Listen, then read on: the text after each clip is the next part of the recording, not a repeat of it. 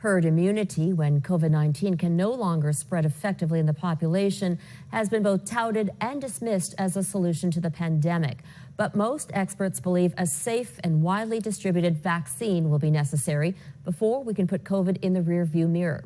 As Eric Sorensen reports, epidemiologists are keeping an eye on populations from New York to Spain to India for signs that herd immunity is achievable sooner rather than later. Could this, the overcrowded slums of Mumbai, be a front line in defeating the novel coronavirus? Testing suggests more than half the people living here have been infected, and health officials believe the region may be inching towards the prime objective in the pandemic, herd immunity. Indian experts and others suggest an immunity threshold at 50% of the population or even lower could be enough to curb the spread of the virus.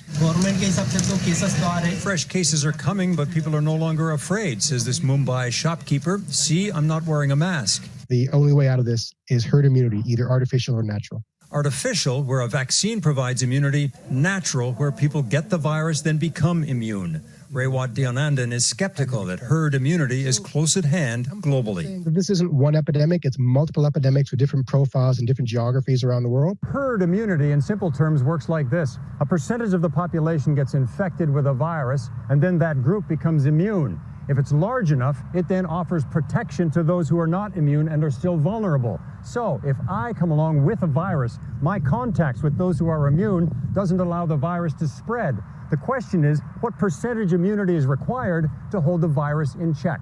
The epidemiological consensus is around 70% of the population must be immune to achieve herd immunity, and we're not close to that yet. We need to focus on what we can actually do now to suppress transmission and not live in hope of herd immunity being our salvation. There is still more to learn on immunity, says Deonandan. Some people believe that kids couldn't get it and couldn't transmit it. Now we know for sure they can, and they do.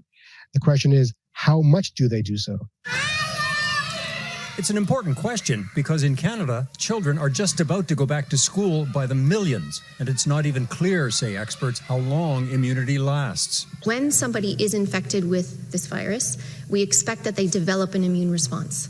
What we are learning right now is how strong that response is and for how long that response will last. We do not have a complete picture of this yet. Immunity will rise around the world as more COVID-19 patients recover.